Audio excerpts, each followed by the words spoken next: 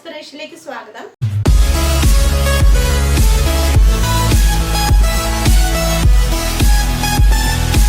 ഇന്ന് എക്കണോമിക്സിന്റെ 7ാമത്തെ ക്ലാസ്സും അതുപോലെ തന്നെ ധനകാര്യ മേഖല എന്ന ഭാഗത്തെ 3ാമത്തെ ക്ലാസ്സുമാണ് തരാനായിട്ട് പോകുന്നത്. ഇതിനു മുൻപ് ഉള്ള ക്ലാസ്സുകൾ കാണുന്നതിനായിട്ട് ഞാൻ താഴെ ലിങ്ക് കൊടുത്തേക്കാം. ഇന്നത്തെ ക്ലാസ്സിൽ ബാങ്കിങ് മേഖലയിൽ 3ാമത്തെ കാലഘട്ടത്തിൽ വന്നിട്ടുള്ള പ്രധാനപ്പെട്ട ചില technologies, ATM, internet banking, green banking facility, ഇങ്ങനെയുള്ള പുതിയ ടെക്നോളജീസും അതുപോലെ തന്നെ ബാങ്ക് ഇതര ചില ധനകാര്യ സ്ഥാപനങ്ങളുമാണ് നമുക്ക് പഠിക്കാനായിട്ട് ഉള്ളത്. അപ്പോൾ നമുക്ക് ക്ലാസ്സിലേക്ക് പോകാം. ആദ്യം ATMകളെ കുറിച്ചാണ് നമുക്ക് പഠിക്കേണ്ടത്. എന്താണ് ATM? ATMന്റെ ഫുൾ ഫോം എന്താണ്? ഓട്ടോമേറ്റഡ് ടെല്ലർ മെഷീൻ അല്ലെ? ഓട്ടോമേറ്റഡ് ടെല്ലർ മെഷീൻ ആണ് ATM എന്നറിയപ്പെടുന്നത്. ATM മെഷീൻ കണ്ടുപിടിച്ചത് ആരാണ്? John Shepherd Barron. ATM machine കണ്ടുപിടിച്ചത് ജോൺ ഷെപ്പേർഡ് ബാരൻ ആണ്. അപ്പൊ ഇത്തരത്തില് ലോകത്തിൽ ആദ്യമായി ATM നിലവിൽ വന്നത് ഏത് നഗരത്തിലാണ്? ലണ്ടനിലാണ് അല്ലെ? അപ്പൊ ഓർത്തു വെക്കുക, ലോകത്തിൽ ആദ്യമായി ATM നിലവിൽ വന്നത് ഏത് വർഷമാണെന്ന് ചോദിച്ചാൽ 1967. ഏത് ബാങ്കാണ് ഇത്തരത്തിൽ ആദ്യമായി ലോകത്തില് ഒരു ATM സൗകര്യം കൊണ്ടുവന്നെന്ന് ചോദിച്ചാലോ ബാർക്ലേസ് ബാങ്ക് ആണ്. ബാർക്ലേസ് ബാങ്ക് ലണ്ടനിലാണ് സ്ഥിതി ചെയ്യുന്നത്. അപ്പോ പഠിച്ചു വെക്കുക, ATMന്റെ full form automated teller machine. ATM machine കണ്ടുപിടിച്ചത് ജോൺ ഷെപ്പേർഡ് ബാരൻ. ലോകത്തിലെ ആദ്യത്തെ ATM നിലവിൽ വന്നത് ഏത് വർഷം? 1967. ബാങ്ക് ബാർക്ലേസ് ബാങ്ക് എവിടെയാണ്? ലണ്ടനിലാണ് സ്ഥാപിച്ചത്. ഇനി ഇന്ത്യയിലെ ആദ്യത്തെ ATM. ഇന്ത്യയിലെ ആദ്യത്തെ ATM 1967 ലോകത്തിൽ വന്നെങ്കിൽ 20 വർഷം കൂടെ കൂട്ടുക, 1987 ഇന്ത്യയിലെ ആദ്യത്തെ ATM HSBC ബാങ്ക് മുംബൈയിൽ സ്ഥാപിച്ചത്. ഇന്ത്യയിലെ ആദ്യത്തെ ATM HSBC ബാങ്ക് മുംബൈയിൽ സ്ഥാപിച്ചു. ഇനി കേരളത്തിലെ ആദ്യത്തെ ATM നിലവിൽ വന്നത് 1992. ഏത് നഗരത്തിലാണെന്ന് ചോദിച്ചാൽ തിരുവനന്തപുരത്താണ്.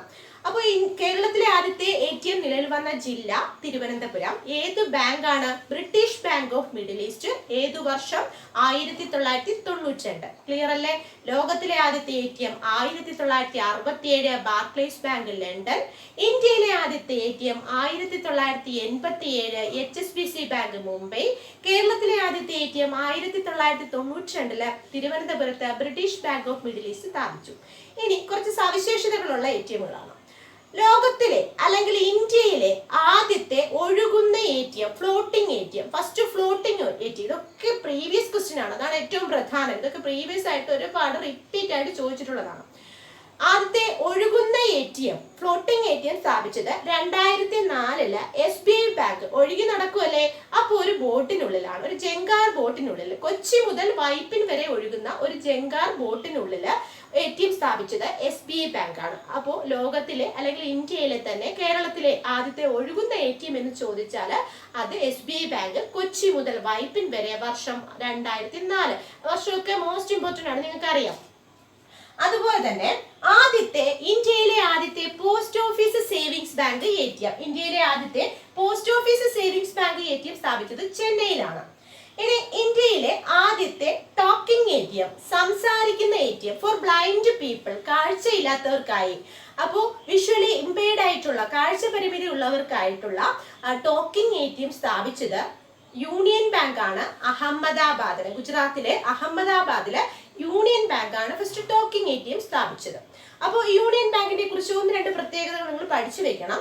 എന്താണ് യൂണിയൻ ബാങ്കിന്റെ പ്രത്യേകത എന്ന് ചോദിച്ചാൽ, ഒന്നാമത്തെ പ്രത്യേകത നമ്മൾ പറഞ്ഞു, ഫസ്റ്റ് ടോക്കിംഗ് ATM സ്ഥാപിച്ചു. അത് മാത്രമല്ല, ഗാന്ധിജി ഇനാഗുറേറ്റ് ചെയ്ത ബാങ്കാണ് യൂണിയൻ ബാങ്ക്. ഗാന്ധിജി ഇനാഗുറേറ്റ് ചെയ്ത ബാങ്കാണ് യൂണിയൻ ബാങ്ക്. അതുപോലെ തന്നെ 2019 100ാം വാർഷികം ആഘോഷിച്ച ബാങ്കാണ് ഇത് യൂണിയൻ ബാങ്ക്. അപ്പൊ ഗാന്ധിജി ഇനാഗുറേറ്റ് ചെയ്ത ബാങ്ക്, 2019 100ാം വാർഷികം ആഘോഷിച്ച ബാങ്ക് എന്നൊക്കെ ചോദിച്ചാൽ യൂണിയൻ ബാങ്ക് ആണ്. യൂണിയൻ ബാങ്കിലാണ് ആദ്യത്തെ സംസാരിക്കുന്ന ATM, ടോക്കിംഗ് ATM കൊണ്ടുവന്നത്. ഇത് അഹമ്മദാബാദിലാണ്. ഓക്കെ, നെക്സ്റ്റ് ആദ്യ മിൽക്ക് ATM. ഇന്ത്യയിലെ ആദ്യ മിൽക്ക് ATM എല്ലാവർക്കും അറിയായിരിക്കും, ഗുജറാത്തിലെ ആനന്ദ് എന്ന സ്ഥലത്താണ്. ഗുജറാത്തിലെ ആനന്ദ് എന്ന സ്ഥലത്താണ് ആദ്യത്തെ മിൽക്ക് ATM. ഇനി ഏറ്റവും ഉയരത്തിൽ സ്ഥിതി ചെയ്യുന്ന ATM സിക്കിമിലെ തെഗുവിലാണ്. സിക്കിമിലെ തെഗു എന്ന് പറയുന്ന സ്ഥലത്ത്, അതായത് നാഥുല ചുരത്തിനുള്ളിലാണ് ഇത്തരത്തില് ഉയരത്തിൽ സ്ഥിതി ചെയ്യുന്ന ATM ഉള്ളത്, സിക്കിമിലെ തെഗു.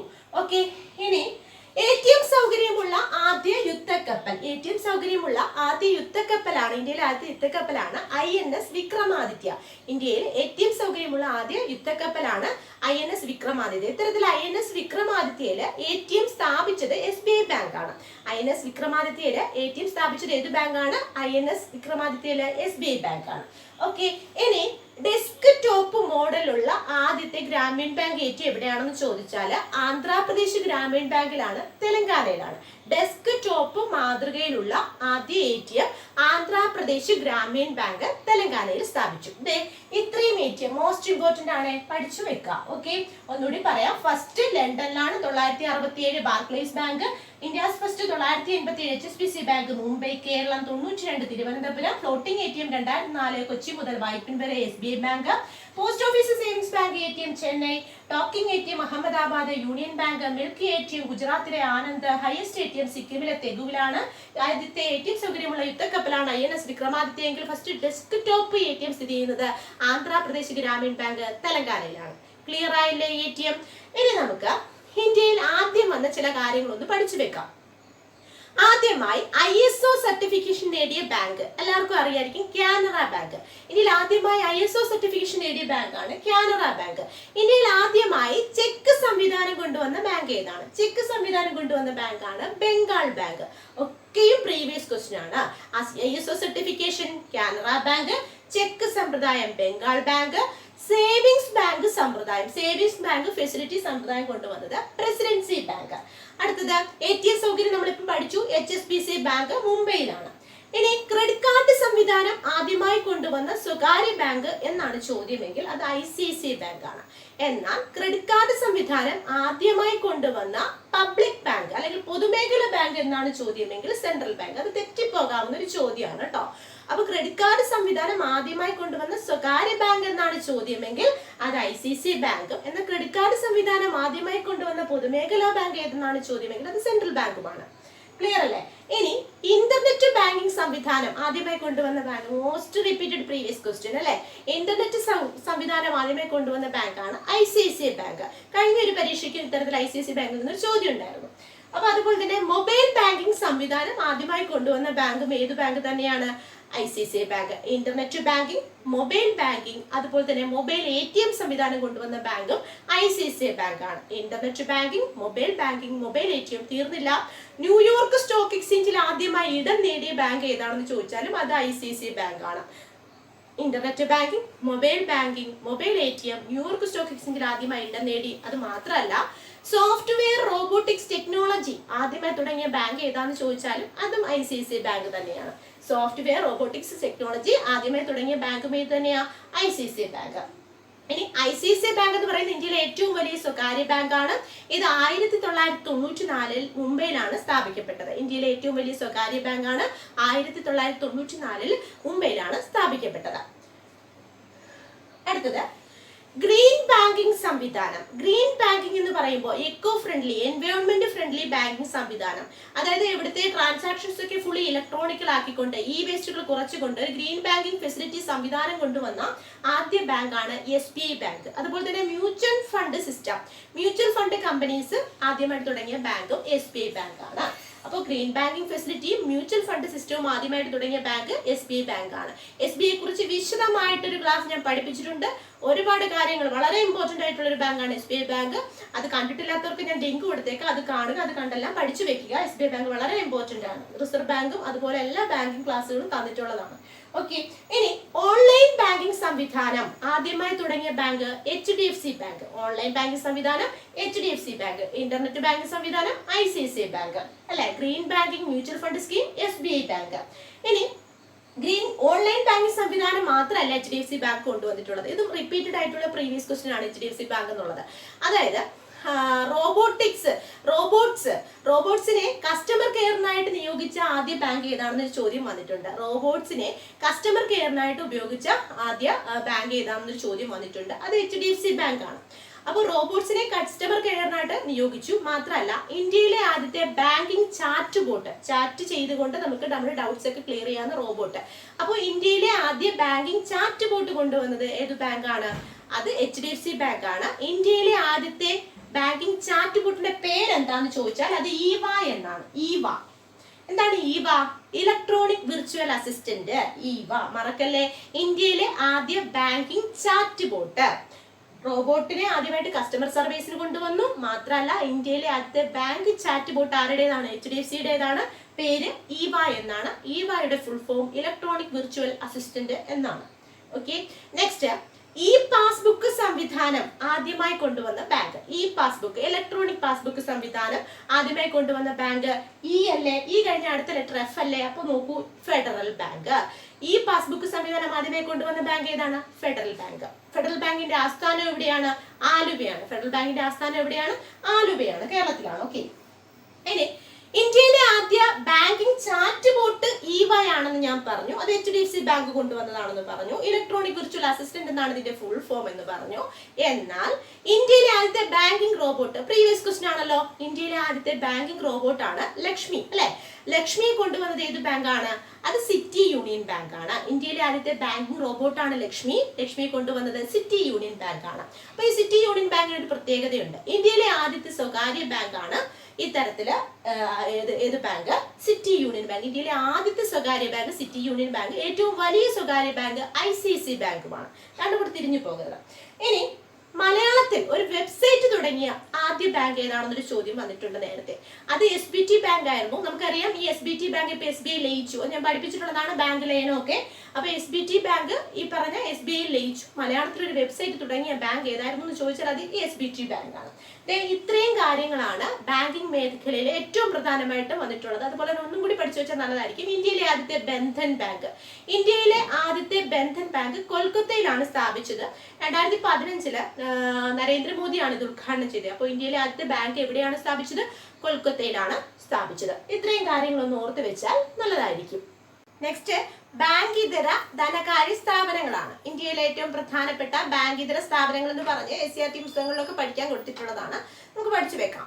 അപ്പോൾ ഇന്ത്യയിലെ ഏറ്റവും പ്രധാനപ്പെട്ട ഒരു ബാങ്ക് ഇതര ധനകാര്യ സ്ഥാപനമാണ് KSFE, Kerala state financial enterprise അല്ലെ? KSFE ഇന്ത്യയിലെ ഏറ്റവും പ്രധാനപ്പെട്ട ഒരു ധനകാര്യ സ്ഥാപനമാണ് KSFE, Kerala state financial enterprise. ഇത് കേരളത്തിലാണ് സ്ഥിതി ചെയ്യുന്നത്, നിങ്ങൾക്ക് അറിയായിരിക്കും അല്ലെ? 1969 തൃശ്ശൂരാണ് ഇതിന്റെ ആസ്ഥാനം. ഇപ്പൊ KSFE Kerala state financial enterprise 1969 തൃശ്ശൂരാണ് ആസ്ഥാനം.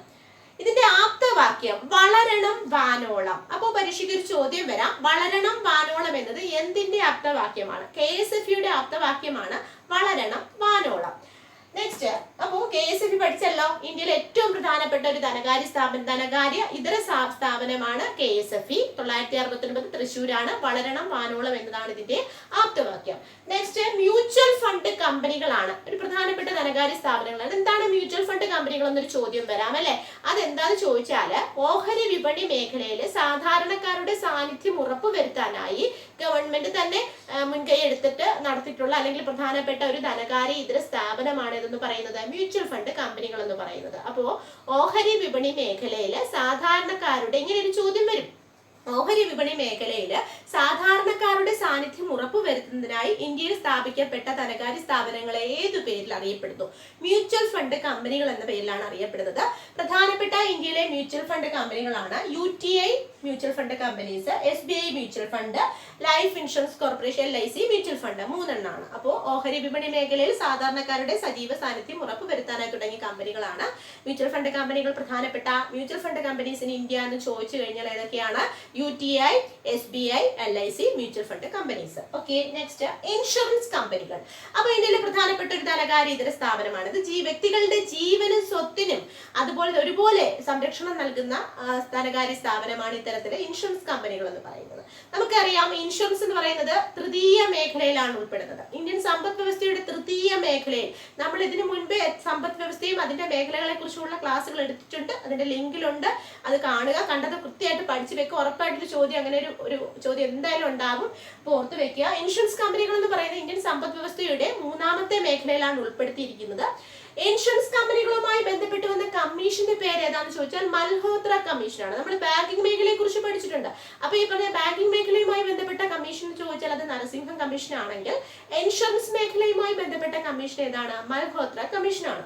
ഓക്കെ, അപ്പൊ തൃതീയ മേഖല അല്ലെങ്കിൽ ടെറിഷറി സെക്ടർ അല്ലെങ്കിൽ സർവീസ് സെക്ടറിലാണ് ഇൻഷുറൻസ് കമ്പനികൾ ഉൾപ്പെടുന്നത്. മൽഹോത്രയാണ് ഈ മേഖലയിലെ അന്വേഷണ കമ്മീഷൻ എന്ന് അറിയപ്പെടുന്നത്. ഇനി ഇത്തരത്തിൽ ഇന്ത്യയിലെ ആദ്യത്തെ ഇൻഷുറൻസ് കമ്പനി സ്ഥാപിക്കപ്പെട്ടത് എവിടെയാണെന്ന് ചോദിച്ചാൽ കൊൽക്കത്തയിലാണ്. വർഷം 1818. ഫസ്റ്റ് ഇൻഷുറൻസ് കമ്പനി ഏതാണെന്ന് ചോദിച്ചാൽ ഓറിയന്റൽ ഇൻഷുറൻസ് കമ്പനി. അപ്പൊ ഇന്ത്യയുടെ ആദ്യത്തെ ഇൻഷുറൻസ് കമ്പനി ഏതാണ്? ഓറിയന്റൽ ഇൻഷുറൻസ് കമ്പനി 1818 കൊൽക്കത്തയിൽ സ്ഥാപിച്ചു. നെക്സ്റ്റ്, ഇന്ത്യയിലെ ഏറ്റവും വലിയ ഇൻഷുറൻസ് കമ്പനി ഏതാണെന്ന് ചോദിക്കാം. ഇന്ത്യയിലെ ഏറ്റവും വലിയ ഇൻഷുറൻസ് കമ്പനിയാണ് LIC, life insurance corporation of India. ഇന്ത്യയിലെ ആദ്യത്തെ ഇൻഷുറൻസ് കമ്പനി ഓറിയന്റൽ. രണ്ടും കൂടി തിരിഞ്ഞു പോകല്ലേ. ആദ്യത്തെ ഇൻഷുറൻസ് കമ്പനി എന്ന് ചോദിച്ചാൽ ഓറിയന്റൽ ഇൻഷുറൻസ് കമ്പനിയാണ്. 1818 ഇത് കൊൽക്കത്തയിലാണ് സ്ഥാപിക്കപ്പെട്ടത്. ഒക്കെ റിപ്പീറ്റഡ് പ്രീവിയസ് ക്വസ്റ്റ്യൻ ആണ്. അതുപോലെ തന്നെ ഏറ്റവും വലുത് LIC ആണ്, life insurance corporation of India. ഈ ലൈഫ് ഇൻഷുറൻസ് കോർപ്പറേഷൻ ഓഫ് ഇന്ത്യയുടെ ആസ്ഥാനം മുംബൈയാണ്. സ്ഥാപിക്കപ്പെട്ടത് മോസ്റ്റ് റിപ്പീറ്റഡ് പ്രീവിയസ് ക്വസ്റ്റ്യൻ ആണ്. 986 സെപ്റ്റംബർ 1. 986 സെപ്റ്റംബർ 1 മുംബൈയിലാണ് സ്ഥാപിക്കപ്പെട്ടത്. LIC ഇന്ത്യയിലെ ഏറ്റവും വലിയ ഇൻഷുറൻസ് കമ്പനിയാണ്. അപ്പോൾ ഇത്തരത്തില് ഈ LICയുടെ ആപ്തവാക്യം എന്താണെന്നൊരു ചോദ്യം വരാം. ആപ്തവാക്യം എന്താണെന്ന് ചോദിക്കില്ല, ഇത് ആപ്തവാക്യം തന്നിട്ട് ഇത് എന്തിനെയാണെന്ന് ചോദിക്കാം. LICയുടെ ആപ്തവാക്യമാണ് യോഗക്ഷേമം വഹാമ്യഹം. യോഗക്ഷേമം വഹാമ്യഹം. അതിന്റെ ഇംഗ്ലീഷും കൂടി പഠിച്ചു വെക്കുക. Your welfare is our responsibility. Your welfare is our responsibility. Clear അല്ലേ? അപ്പൊ LIC 1986 സെപ്റ്റംബർ 1 മുംബൈ ആസ്ഥാനമാക്കി വന്നു. അതുപോലെ ഇന്ത്യയിലെ ഏറ്റവും വലിയ ഇൻഷുറൻസ് കമ്പനിയാണ്. ഇനി LICയുമായി ബന്ധപ്പെട്ട LICയുടെ മോട്ടോ ആപ്തവാക്യമാണ് യോഗക്ഷേമം വഹാമ്യഹം അല്ലെങ്കിൽ your welfare is our responsibility. ഏറ്റവും വലിയ ഇൻഷുറൻസ് കമ്പനി. ക്ലിയർ അല്ലേ? നെക്സ്റ്റ്, ഇത്തരത്തില് ഇൻഷുറൻസ് കമ്പനികളെ നിയന്ത്രിക്കുന്ന ഒരു സ്ഥാപനമുണ്ട് ഇന്ത്യയിൽ. IRDA എന്ന് പറയും അല്ലെ. IRDA, insurance regulatory development authority ആണ് IRDA. ഇന്ത്യയിലെ ഇൻഷുറൻസ് കമ്പനികളെ നിയന്ത്രിക്കുന്ന സ്ഥാപനമാണ് IRDA, insurance regulatory development authority. സ്ഥാപിക്കപ്പെട്ടത് 1999 പക്ഷെ ഈ പറഞ്ഞ ഫംഗ്ഷൻ ചെയ്തു തുടങ്ങിയത് 2000 ചിലപ്പോൾ ഈ പറഞ്ഞ ഓപ്ഷനിൽ 99 കണ്ടില്ലെങ്കിൽ 2000 ഇടാം. അപ്പൊ 1999 സ്റ്റാർട്ട് ചെയ്തത്. ഓക്കെ, IRDA ഇൻഷുറൻസ് മേഖലയിലെ കമ്പനികളെ നിയന്ത്രിക്കാൻ വേണ്ടിയിട്ടുണ്ടായ സ്ഥാപനമാണ് IRDA, insurance regulatory development authority. 1999. ആസ്ഥാനം ഹൈദരാബാദാണ്. ഓർത്തു വെക്കുക. അപ്പൊ IRDAയുടെ ആസ്ഥാനം എവിടെയാണ്? ഹൈദരാബാദാണ്. ഇൻഷുറൻസ് കമ്പനികളെ നിയന്ത്രിക്കാൻ വേണ്ടിയിട്ടുള്ള സ്ഥാപനമാണ്. ഇതൊക്കെയാണ് ഇന്ത്യയിലെ പ്രധാനപ്പെട്ട ധനകാര്യ ഇതര സ്ഥാപനങ്ങൾ, ബാങ്ക് ഇതര ധനകാര്യ സ്ഥാപനങ്ങൾ. അപ്പോൾ ഇന്നത്തെ ക്ലാസ്സിൽ നമ്മൾ പഠിച്ചത് ബാങ്കിങ് മേഖലയിലെ പ്രധാനപ്പെട്ട ATMകളെ കുറിച്ചും അതുപോലെ തന്നെ ഇന്ത്യയിൽ ആദ്യമായി വന്നിട്ടുള്ള ബാങ്കിങ് മേഖലയിൽ വന്നിട്ടുള്ള ചില പരിഷ്കാരങ്ങളെ കുറിച്ചും പിന്നീട് ഇപ്പോൾ ബാങ്ക് ഇതര ധനകാര്യ സ്ഥാപനങ്ങളെ കുറിച്ചുമാണ്. ഇത്രയും കാര്യങ്ങൾ നിങ്ങൾക്ക് മനസ്സിലായിട്ടുണ്ടെന്ന് വിചാരിക്കുന്നു. മനസ്സിലായിട്ടുണ്ടെങ്കിൽ ലൈക്ക് ചെയ്യുക, കമന്റ് രേഖപ്പെടുത്തുക. എന്നാൽ മാത്രമേ തുടർന്ന് ക്ലാസ്സുകൾ എനിക്ക് ഇടാനായിട്ടുള്ള ഒരു എനർജി കിട്ടത്തുള്ളൂ. അപ്പോൾ ഞാൻ പോകുന്നു. താങ്ക്